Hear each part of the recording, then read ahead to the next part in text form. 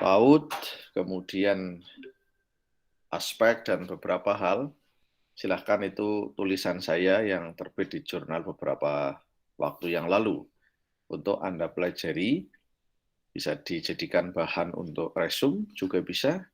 Silahkan, ya itu cukup lengkap tentang definisi PAUD juga ada, tentang aspek-aspek ya perkembangan juga ada, meskipun tidak terlalu banyak ya. Coba kita buka ya. Sebentar, saya buka dulu.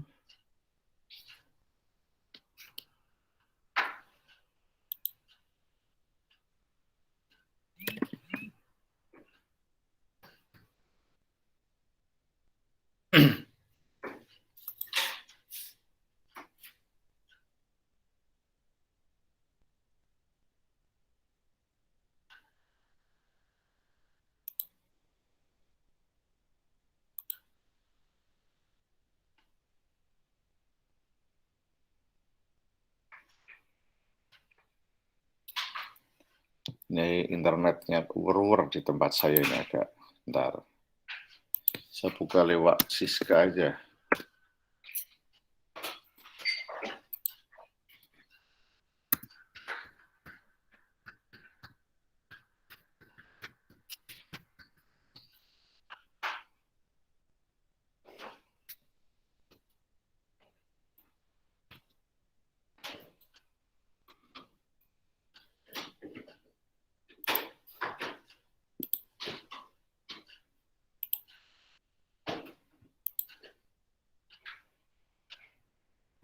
Ya, kita coba lihat.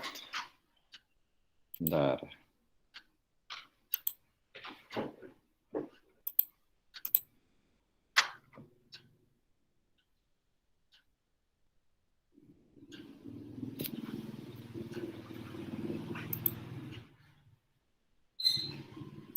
Ya, di sini ya.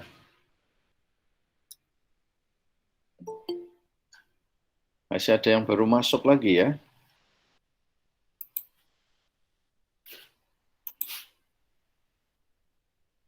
Ini lama juga ini muternya. Nah, ini.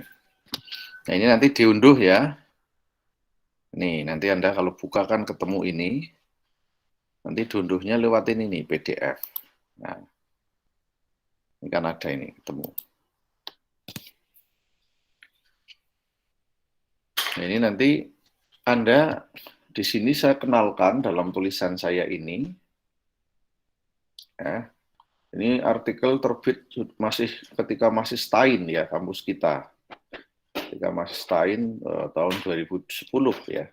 Berarti sudah 11 tahun yang lalu ini artikel ini saya tulis ya. Ini saya kenalkan beberapa istilah ya. Ya, usia dini itu disebut dengan the golden age, ya, fase emas. Kemudian di sini juga saya kenalkan tentang konsep pendidikan untuk semua, education for all, ya. Yang di dalamnya kita perlu menyiapkan generasi mulai dari anak usia dini. Nah, kemudian di dalamnya ini nanti Anda akan belajar siapakah anak usia dini. Nah, ini di sini nih. Anak usia dini itu makhluk khas, unik, individu utuh. Nah, ini 3 kata kunci nih. Anak itu makhluk khas. Khas itu karena nggak bisa diperlakukan sebagaimana kita memperlakukan orang dewasa. Mereka punya keunikan masing-masing. Kalau ada 10 anak, ya ada 10 keunikan. Ada 10 kekhasan. Anak itu individu utuh. Utuh itu maksudnya jasmani, rohaninya, itu satu kesatuan. Holistik, menyeluruh. Kalau kita mau mengembangkan anak, ya mulai dari kepala sampai ujung kaki. Itu utuh namanya. Nah, keunikan, kekhasan, dan keutuhan itu bisa kita lihat dari perspektif potensi yang diberikan Allah kepada setiap anak yang lahir. Ya, ada sekitar ini berbagai riset di dunia neuroscience, Allah menganugerahkan kepada anak manusia yang lahir itu miliaran sel otak. Sekitar 100 sampai 200 miliar. Wah, luar biasa ya. 100 miliar itu nolnya berapa, Mbak?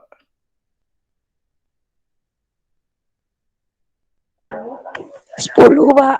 Ya, 10 ya. Karena 1 miliar kan 8 ya. Ya, berarti 10 nol itu ya. Dia dilahirkan dengan potensi kreatif. Suatu anugerah dahsyat yang tidak dimiliki oleh makhluk apapun di muka bumi ini. Inilah kekhasan anak manusia. Ya, meskipun kerbau, sapi, otaknya besar, ya karena kepalanya kan lebih besar dari kepala manusia. Tapi nggak dimiliki ini. Sel saraf yang sebegini ini tuh nggak dimiliki oleh makhluk selain manusia. Karenanya nggak berkembang. Karenanya nggak bisa berfungsi otak mereka. Yang berfungsi adalah instingnya. Ya, tapi kalau manusia yang berfungsi menggerakkan seluruh organ tubuh adalah sel otaknya. Ini ya, jadi ini sebagai hal yang saya kira kalau nanti Anda baca, topik kuliah hari ini terjawab dalam artikel saya ini, ya, dalam tulisan saya ini. Silahkan nanti dibaca, ya. Hasil studi bidang neurologi, ya ini, neurologi itu ilmu tentang sel saraf otak, mengungkapkan bahwa, ini bisa dibaca ya teman-teman ya dari situ ya. Bisa, Pak. Oke. Ukuran otak pada saat anak lahir memiliki berat sekitar 25% dari berat otak orang dewasa yang beratnya 3,5 pon. Ya, nanti bisa dicari di internet, 3,5 pon itu berapa kilo ya. Otak mencapai 90% dari berat tersebut pada usia 3 tahun, jadi luar biasa cepat sekali. Pada lahir 25%, ketika usia 3 tahun langsung melejit menjadi 90%. Dan ketika 6 tahun, nah ini TK ya, ketika usia TK, anak sudah hampir mendekati ukuran otak orang dewasa. Jadi percepatannya luar biasa. Inilah keunikannya anak. Makanya ketika anak usia 6 tahun itu, pola pikirnya itu sudah seperti pola pikir orang dewasa. Ceritanya sudah panjang, bisa mendeskripsikan sesuatu. Kalau ada orang cerita, dia bisa menangkap. Kalau ada orang ngobrol, dia nguping, itu ya nerima. Maka hati-hati ngadepi orang usia-usia ini. Tajam sekali. Selanjutnya, jika di ukuran otak anak dikaitkan dengan ukuran otak anak nantinya setelah dewasa, maka anak usia 2 tahun telah mencapai 75% dari ukuran otak dewasa. Ini bisa dilihat ya. Jadi luar biasa perkembangannya. Anak sejak dilahirkan telah memiliki miliaran sel neuron, tadi 100 sampai 200. Siap dikembangkan. Ingat ini kata-kata saya. Siap dikembangkan. Siapa yang mengembangkan? Orang tua yang paling utama. Guru di lembaga PAUD. Ya, melalui apa? Stimulasi pendidikan. Stimulasi kesehatan. Gizi, nutrisinya. Nah, gitu kan? Ini, jadi luar biasa. Dan pada usia 4 tahun, 80% jaringan otaknya telah tersusun. Jadi usia TK atau RAA, atau kalau orang sini mengatakan TK nol kecil, ya kan? Atau RA0 kecil. Itu istilah yang populer di kita. Tapi yang baku kan RAA, RAB gitu ya, kelas A, kelas B. Itu sudah 80% jaringan otaknya tersusun. Jaringan tersebut akan berkembang dengan optimal jika ada rangsangan dari luar berupa pengalaman-pengalaman yang dipelajari oleh anak. Sebaliknya, jaringan itu akan mati jika kurang menerima rangsangan. Nah, disinilah pentingnya pendidikan bagi anak. Nah, kalau ngomongin pendidikan anak usia dini itu, pendidikan usia dini itu berhubungan dengan banyak hal.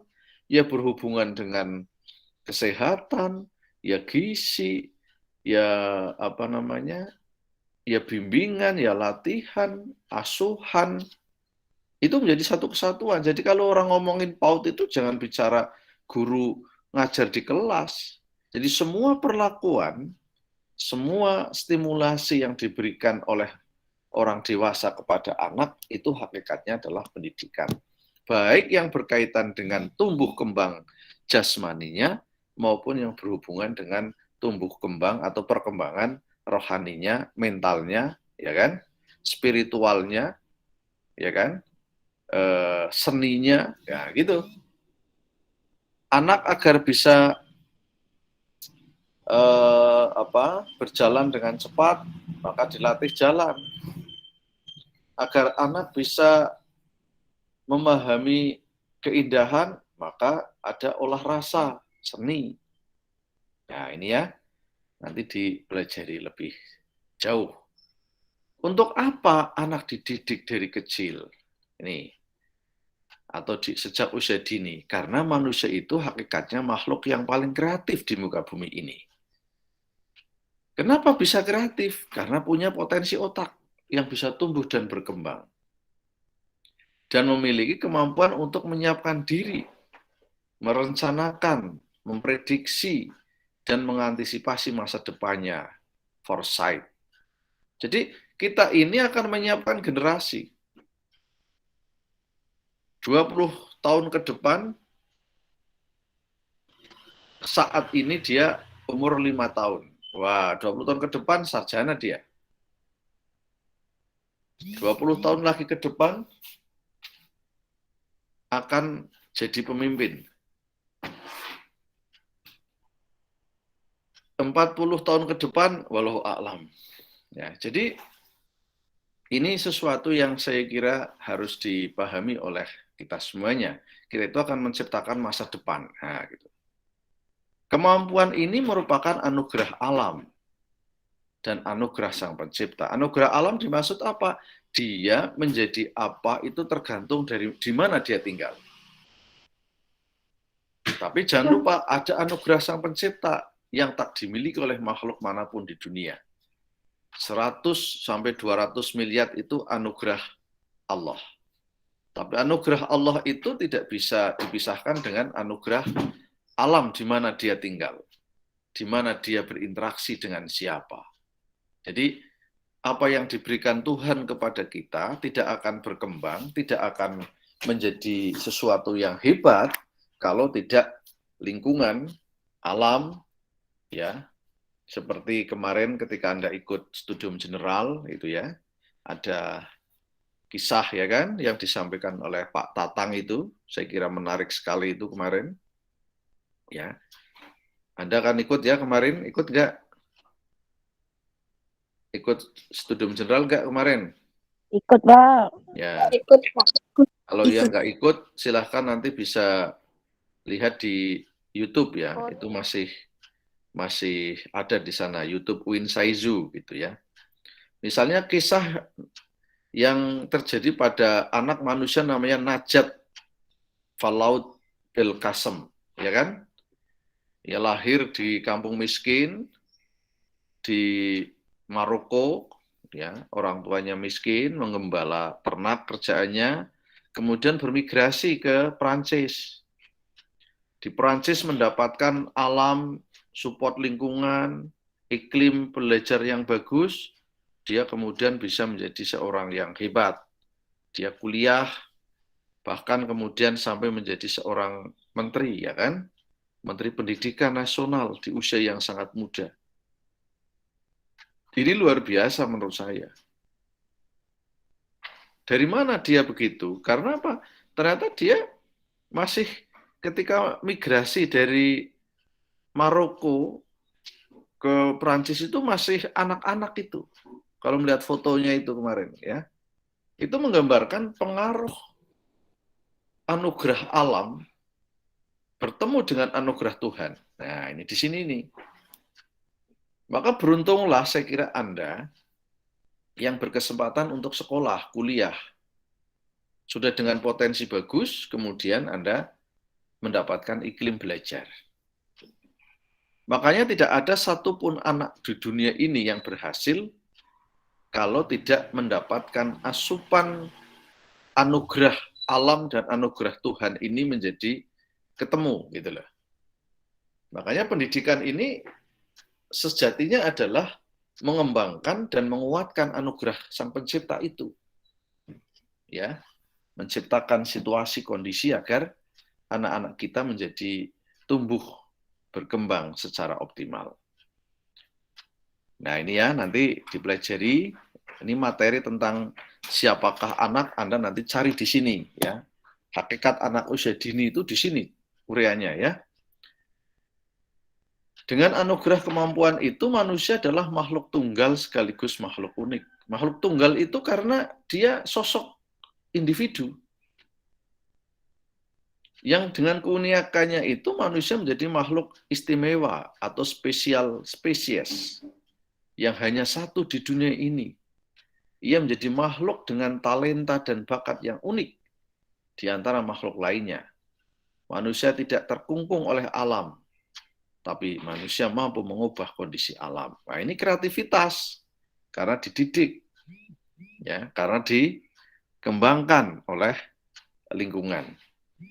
Kemampuan manusia merencanakan dan menciptakan strategi jangka panjang dalam mempertahankan hidup. Di antaranya manusia dianugerahi otak, neurokortek, yang merupakan sumber rasio. Ini jadi yang membedakan itu di sini ini. Dalam perkembangannya, manusia secara terus-menerus melakukan apa yang disebut dengan inovasi, berkreasi. Nggak akan ada inovasi, Mbak, kalau nggak ada pendidikan. Nggak ada imajinasi berkembang kalau nggak dirangsang. Nggak akan lahir seni, teknologi, sains kalau manusia tidak berkarya. Kapan dia bisa berkarya? Karena dia dididik, karena dia diolah, diasuh, diasah melalui kegiatan pendidikan. Dan yang paling menentukan adalah pada saat usia dini. Karena apa? The golden age, usia emas. Mudah dirangsang, mudah diarahkan, gampang menerima, otaknya lagi top-topnya. Ya, gitu. Makanya kemarin kalau mengikuti studium jurnal kemarin itu ya banyak sesuai dengan tulisan saya ini. Kalau bicara tentang belajar sepanjang hayat, ya, long childhood ya ini ya. Belajar panjang dalam kehidupan, ya. Jadi usia dini ini pengaruhnya panjang, long childhood ini ya. Akan berkepanjangan pengaruhnya. Makanya para ahli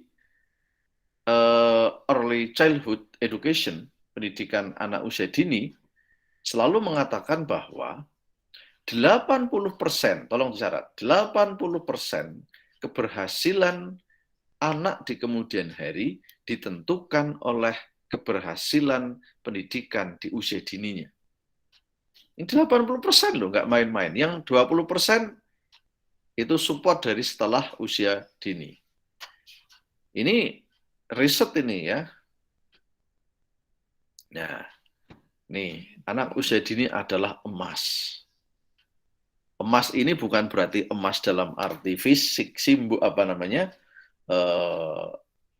barang. Emas ini adalah simbolisasi dari sesuatu yang indah, sesuatu yang mahal, sesuatu yang unggul, itu emas gitu kan.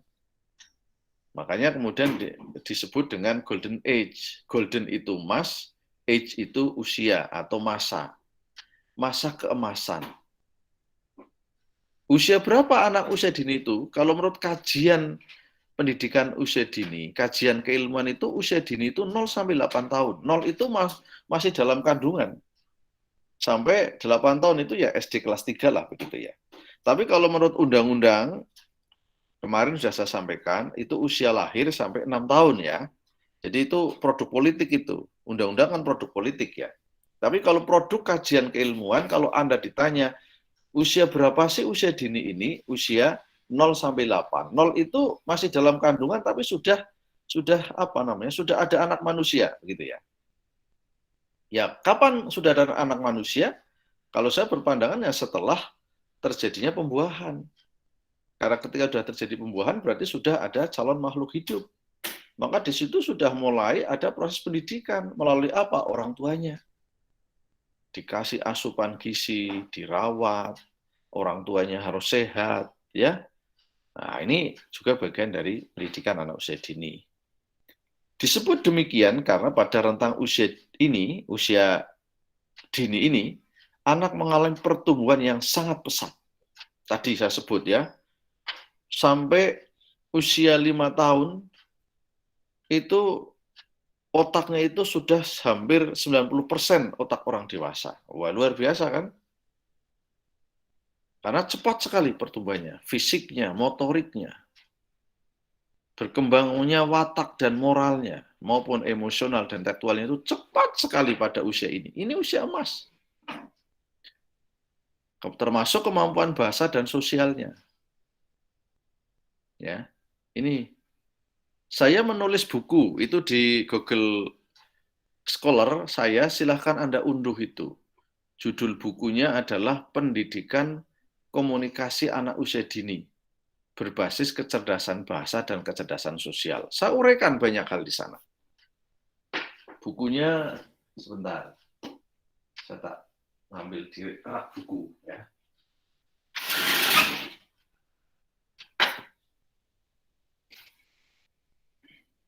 Bisa dilihat nggak? Bisa dilihat nggak? Bisa, Pak. Bisa, Pak. Kelihatan ya? Iya. Ini buku saya ini. Ya, ini di perpus juga ada. Ini saya tulis tahun berapa ini dulu ya. Ini malah masih tersegel ini plastik yang sudah dibuka mana ya. Ini kalau nggak salah tahun 2014-an ini kelihatannya. Dulu saya tulis ini. Ini di dalam buku ini saya menceritakan, mengkaji berbagai teori, pendapat bahwa pendidikan komunikasi, anak bisa berbahasa dengan baik, itu luar biasa pada usia dini. Termasuk kecerdasan sosial, bagaimana membangun anak punya jejaring, punya networking, punya kemampuan bergaul, itu di sini usia dini gitu loh. Ya. Di usia dini. Sehingga inilah kehebatan anak usia dini. Ya gitu kan. Makanya ini mata kuliah konsep dasar, saya sedang membangun fondasi bagi Anda agar Anda satu mencintai anak. Mencintai profesi, mencintai dunia anak, mencintai kreativitas untuk mengembangkan masa depan umat manusia. Karena dari sini fondasinya. Anda akan beramal soleh lah menurut saya. Ya, Anda akan beramal soleh, menciptakan masa depan. Karena usia dini itu menentukan, the golden age. Ini luar biasa. Fase yang tidak boleh dibiarkan. Dan usia emas ini ya catatan saya ini tolong dibahas nanti. Usia emas hanya datang sekali dalam umur manusia. Nggak akan ada orang sudah kayak Anda kembali ke usia dini. Ya, nggak akan ada. Tidak pernah akan terulang kembali, hanya sekali dalam fase kehidupan umat manusia. Dan kalau itu disia-siakan akan berbahaya. Nah, di samping itu, usia dini itu dikenal dengan critical period. Masa kritis, ini ada tulisan ini, masa kritis, di mana seorang anak butuhkan rangsangan yang tepat. Kalau tidak mendapatkan rangsangan tepat, usia emas ini juga akan menjadi sia-sia. Salah memberikan rangsangan, salah pula lah cetakannya, begitu loh. Makanya memperlakukan anak usia dini itu harus betul-betul hati-hati. Hati-hati di sini bukan berarti tidak melakukan apa-apa, harus tepat, begitulah ya. Makanya jika usia dini ini tidak mendapatkan rangsangan yang tepat, maka anak akan mengalami kesulitan pada masa perkembangan berikutnya. Ya, karena ini fondasi, kalau fondasinya nggak kuat, ya dibangun sehebat semewah apapun, ya pasti bangunan itu akan mudah tergoncang ya, atau tergoyahkan oleh oleh gempa atau angin gitu ya. Masa usia dini merupakan masa anak memerlukan dukungan, bantuan dan pendampingan orang lain. Ini butuh mereka.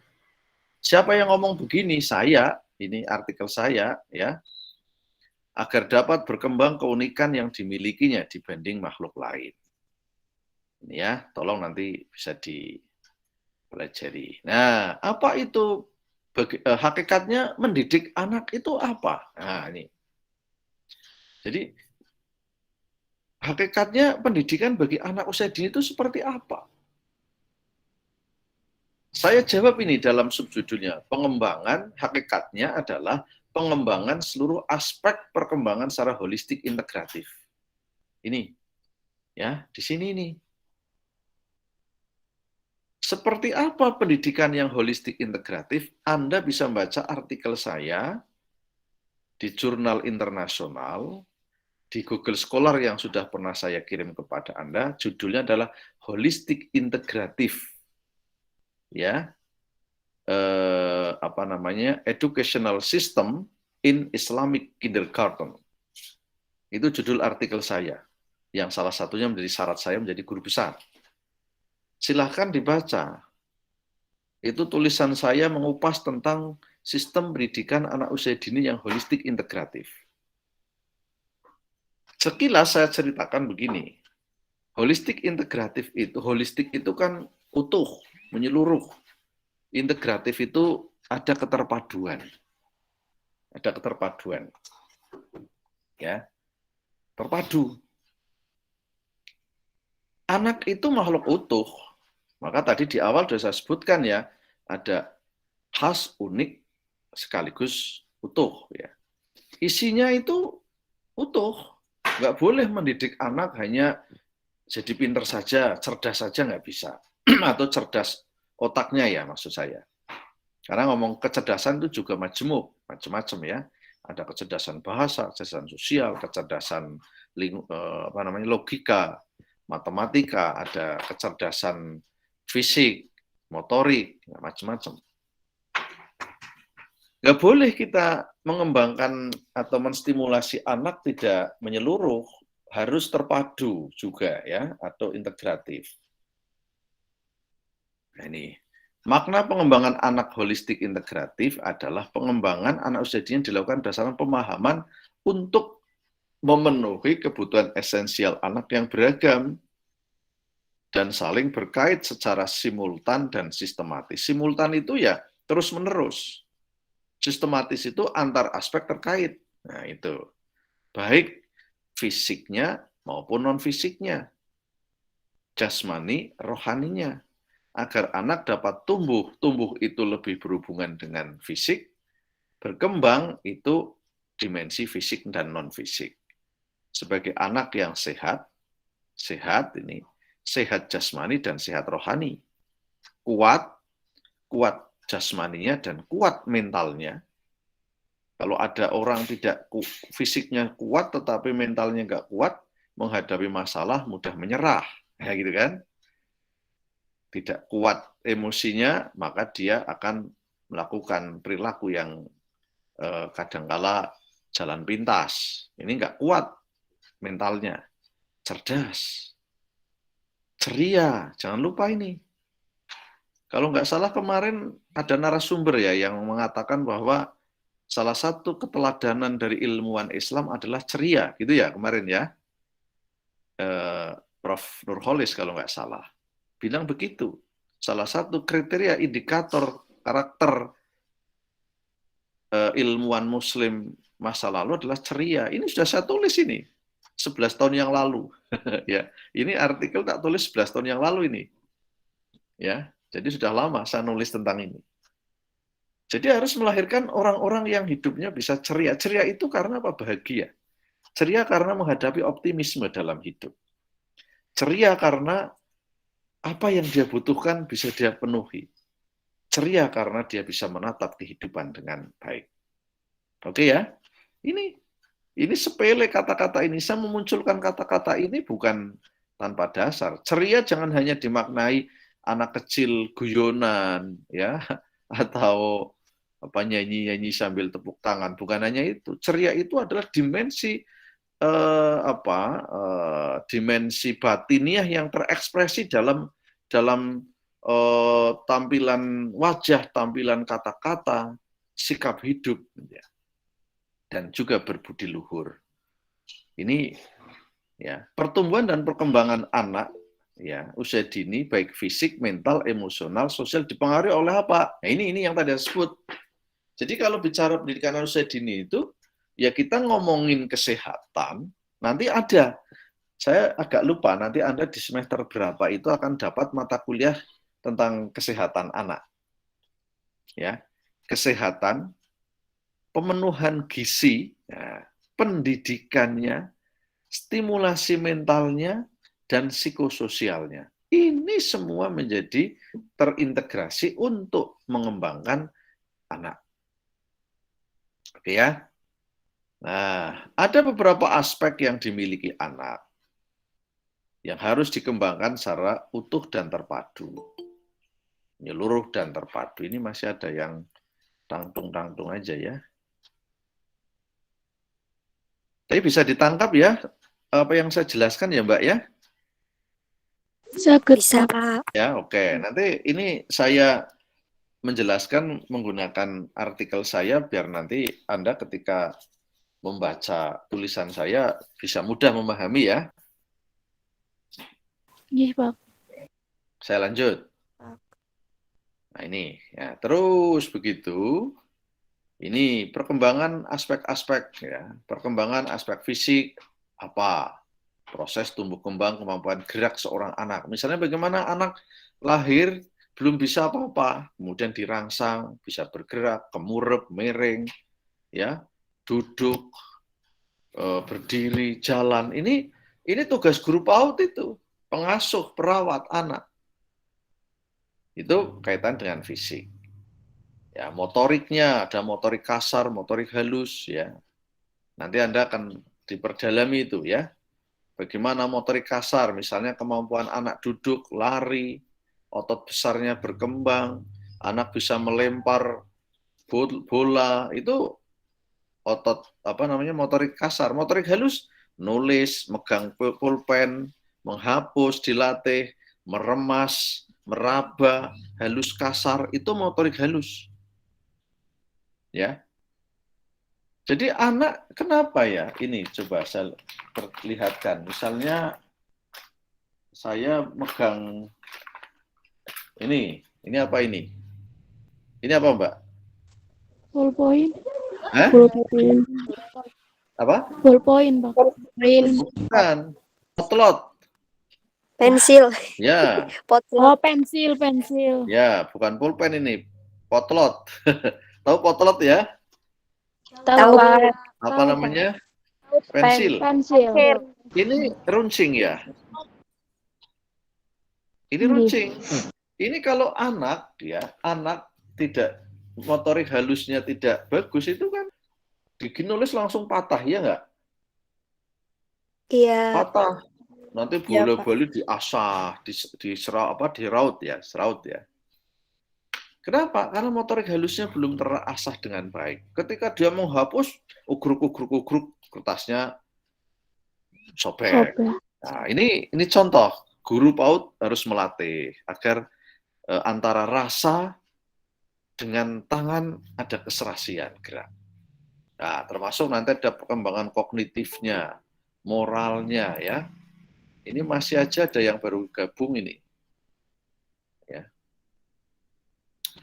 Tolong ya, jangan pada telat ini. Oke, nah ini saya berikan contoh ya. Secara kognitif anak mengenal konsep tanaman. Misalnya Anda ngajar lagu tentang lihat kebunku penuh dengan bunga. Terus gimana lanjutnya? Ada yang merah. Ada yang putih dan ada yang merah, ya kan? Setiap hari siram semua. Mawar melati semuanya indah. Kan gitu kan? Nggih, Pak. Lagu ini kalau saya kupas, wah ini macam-macam. Bisa mengajari anak tentang kognitifnya, sehingga anak mengenal ada tanaman hias, tanaman ini, warna ini, gitu ya. Secara sosial apa? Berbagi pengetahuan, berinteraksi dengan teman ketika nyanyi sambil jalan, sambil berpegangan tangan, gitu ya. Sambil ke kebun, nyirami tanaman. Wah, ini luar biasa. Hanya dengan lagu nyanyian Lihat Kebunku. Bisa digunakan untuk mengembangkan anak dalam berbagai aspek. Ya kognitifnya, kognitif itu kan berhubungan dengan pemahaman. Ya sosialnya, ya motoriknya, ya moralnya, ya emosinya, ya bahasanya. Gitu ya. Itu bisa hanya dengan lagu Lihat Kebunku. Oke ya. Ini nanti materi ini bisa kita lanjut pada pertemuan ke depan. Tapi yang ini intinya saya sudah menerangkan tentang hakikat anak dengan segala aspek perkembangannya, ya. Oke. Saya lanjutkan dengan materi lain yang tadi belum saya jelaskan. Ini ya, untuk nambahi yang kemarin. Nah, untuk apa kita mengembangkan anak melalui pendidikan anak usia dini? Tujuannya apa? Nah, tadi sekilas sudah ada dalam artikel tadi. Anda kalau bisa mengkaji, ketemu ini konsep ini.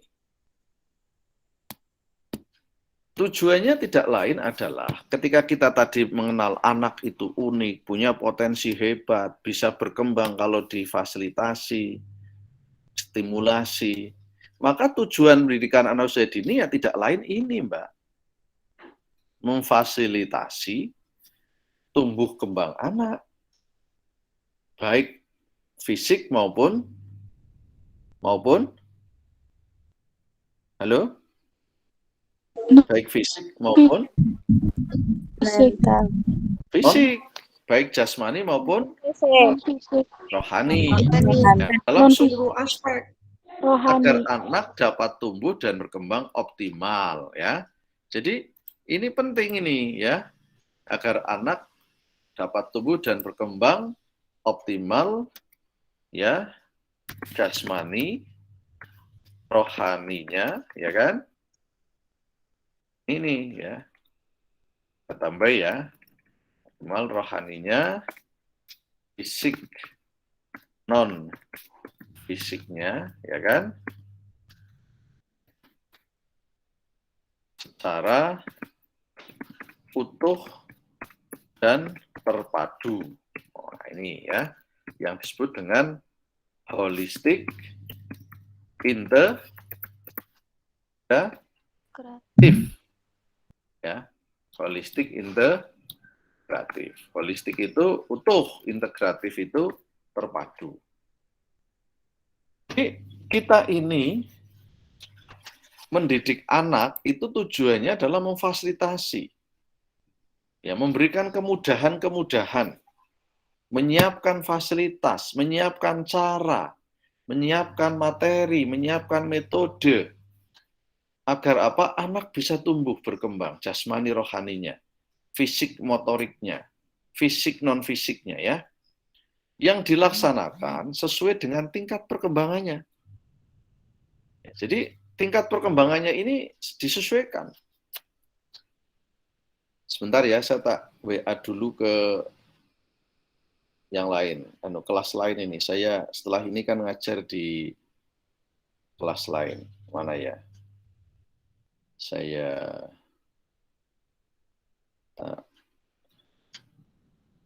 sih ngajar di kelas mana ini setelah ini.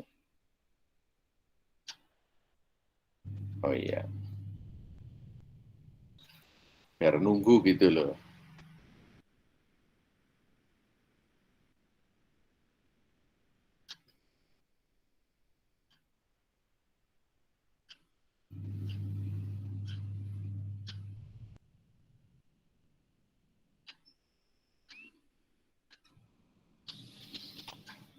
Oke ya, jadi sekali lagi bahwa kita mendidik anak dengan tadi hakikatnya, potensinya, dan semua hal yang bisa kita kembangkan, sudah saya uraikan dalam tulisan saya. Ingat, apapun yang Anda nanti lakukan, baik sebagai ibu, sebagai bapak, sebagai guru, sebagai anak usia dini, jangan lupa harus melihat tingkat perkembangan. Memperlakukan anak usia 1 tahun dengan usia 5 tahun sama apa beda? Beda. Inilah yang saya maksud harus dilaksanakan sesuai dengan tingkat perkembangan anak. Melalui pemberian stimulasi. Stimulasi itu apa, Mbak? Rangsangan. Ya, diberikan rangsangan. Melalui apa? Pendidikan dalam suasana bermain. Ini kata kunci yang penting ini. Jadi, maka ada istilah pendidikan anak usia itu adalah bermain sambil belajar, ya kan? Belajar seraya bermain. Nah, ini jadi konsepnya konsep bermain. Tidak ada pendidikan anak usia dini itu tidak melalui aktivitas bermain atau bernuansa bermain. Ini ya. Untuk apa lagi tujuannya? Agar dia siap melanjutkan ke jenjang pendidikan yang lebih tinggi. Kalau TK ya ke SD sudah punya pondasi bagus. Nanti kalau SD siap lagi untuk SMP karena sudah dipondasi. Ya. Siap ya. Agar siap ya untuk dapat melanjutkan ke jenjang lebih lanjut. Karena sudah diberi pondasi. Nah, ini karena sudah diberi pondasi di PAUD. Nah, ini yang penting ini. Jadi Anda itu tugasnya luar biasa, memfasilitasi tumbuh kembang anak holistik integratif melalui rangsangan pendidikan dalam suasana bermain untuk memberi pondasi. Kalau pondasinya ini apa namanya? Tahu pondasi lah ya? Apa istilahnya? Dasar. Nah, itu kan. Bangun gedung, mau bangun gedung apa namanya? Tingkat 5. Wah, pondasinya beda dengan kalau kita mau membangun gedung lantai 1.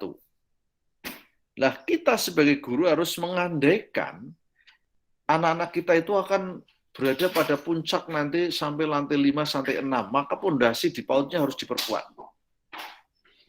Semua kita nggak boleh mendesain anak untuk hanya lantai 1. Guru orang tua harus mendesain anaknya untuk bisa sampai ke apa namanya? Ke jenjang atau ke level yang sangat tinggi sehingga nantinya akan apa namanya akan kuat gitu. Karena kita nggak pernah tahu sebagaimana dalam Islam itu kita disuruh menyiapkan anak untuk hidup di masa depan. Adibu auladakum fa innahum ya'ishuna fi zamanin ghairi zamanikum. Didiklah anakmu atau didiklah adibu auladakum anak-anakmu fa innahum karena sungguhnya mereka ya'ishuna akan hidup mereka fi zamanin ghairi zamanikum di masa yang berbeda dengan masamu sekarang. Jadi tugas kita guru, saya dosen menyiapkan Anda, menyiapkan generasi untuk masa yang beda. Maka guru-guru itu harus punya kemampuan futuristik, kemampuan menggagas masa depan. Kira-kira trennya itu seperti apa ke depan. Nah, studium general kemarin itu yang bikin acara saya. Karena itu bidang saya, bidang wakil rektor 1. Saya yang mendesain, saya yang menyiapkan tema. Untuk apa? Saya ingin mahasiswa baru UIN itu punya visi masa depan. Dengan melihat apa tren hari ini. Hari ini aja trennya sudah begitu. Sudah super smart society. Masyarakat yang sangat cerdas. Ya. Basisnya adalah teknologi informasi, kecepatan data, kecepatan analisis, kecepatan mengambil keputusan, jejaringnya harus kuat. Itu hari ini loh Mbak, tahun 2021 saat Anda masuk kuliah. Bagaimana kira-kira kalau nanti 5 tahun ke depan Anda sudah jadi sarjana? Nah, ketika Anda awal kuliah sudah kita beri wawasan begitu, saya berharap para mahasiswa ini mampu memproyeksikan diri. Saya harus menyiapkan apa? Saya harus membuat gebrakan apa? Sehingga Anda ketika kuliah tidak disorientasi, tapi punya orientasi yang jelas, punya vision, gitu kan, punya visi. Saya yakin kalau Anda bisa menangkap pesan-pesan kuliah umum kemarin, akan berpikir jangka panjang. Apa yang harus saya siapkan agar saya bisa eksis, tetapi juga kuat moralnya. Gempurannya luar biasa. Ya, jangan sampai kita larut, jangan sampai kita terjebak dalam pergerakan waktu yang sebegitu cepatnya. Tetapi juga kita nggak boleh mengalienasikan diri atau menyendirikan atau menyepikan diri. Teralienasi kan berarti kita terpinggirkan. Jangan sampai kita jadi penonton. Bahkan nonton saja nggak bisa, karena nggak bisa beli tiket. Gitu kan. Apalagi sebagai penonton saja. Ya, sebagai penonton saja sudah tidak bagus, apalagi nonton saja nggak bisa. Anda betul-betul terpinggirkan, terdesak oleh arus perubahan. Ini yang saya kira panjenengan semuanya, teman-teman harus mikirkan ini Anda akan berjihad ini. Jihad masa depan, menyiapkan generasi ya. Makanya saya rumuskan ada 5 fungsi pendidikan bagi anak usia dini. 1, fungsinya pengembangan segenap potensi anak. Nah, tadi potensinya ada potensi jasmani, rohani, fisik, non-fisik, ya, potensi bahasa, kognitif, agama, moral, ya, kemudian bahasa, seni, ya, yang kemudian muncul ada 5 aspek perkembangan anak, ya, nilai agama, moral, fisik, motorik, kognitif, bahasa, dan seni. Itu 5 potensi yang dimiliki anak yang harus dikembangkan. Yang kedua, menanamkan nilai dan norma kehidupan. Fungsi pendidikan adalah menanamkan nilai. Anak itu sudah diberikan kekuatan, potensi untuk bisa menerima kebaikan. Tetapi wujud kebaikan itu miliknya kita, miliknya kehidupan. Mereka butuh ibarat ladang, lahan. Anak-anak usia dini itu lahan subur. Mau ditanami apa? Kita yang memilihkan bibit. Tanamilah mereka dan nilai kebaikan. Norma-norma kehidupan, tata laku bagus, the best practice-nya, praktek terbaik kehidupan ini tanamkan di tanah-tanah subur itu. Tapi nggak akan ada tanah subur, tumbuh tanaman subur, kalau tidak ditanami dengan cara yang baik, bibitnya bagus, tidak dipupuk, tidak dirawat, dan juga tidak disiram, gitu ya. Jadi ini saya ibaratkan mendidik anak usia dini itu seperti itu. Siapkan lahan, tanami, sirami, beri pupuk, airi, dan lain sebagainya. 3, pembentukan dan pembiasaan perilaku yang diharapkan. Dibentuk, dibiasakan perilaku baik. Yang keempat, mengembangkan pengetahuan dan keterampilan dasar. Anak butuh diberitahu. Keterampilan dasar contohnya minum, ngambil gelas sendiri, pakai baju sendiri, mandi sendiri, pakai sepatu sendiri, gosok gigi. Itu keterampilan dasar. Yang terakhir, berfungsi untuk mengembangkan motivasi dan sikap belajar yang positif. Ini penting. Nah, ini yang bisa saya sampaikan. Masih satu lagi nih, kawasan keilmuan nggak selesai. Kita kita lanjut minggu depan ya teman-teman ya. Nanti saya selingilah ya saya selingi dengan mulai presentasi minggu depan ya, topik ketiga itu ya. Silakan disiapkan siapa yang presentasi, daftar peserta kelas sudah saya share itu ya, nama-namanya. Silahkan absen berapa dan berapa tinggal dibagi. Bisa dipahami ya teman-teman ya? Ada pertanyaan? Silahkan videonya dihidupkan dan tolong ada yang men-screenshot. Ya. Tolong dihidupkan semua, di-screenshot ya. Ada yang bisa ini?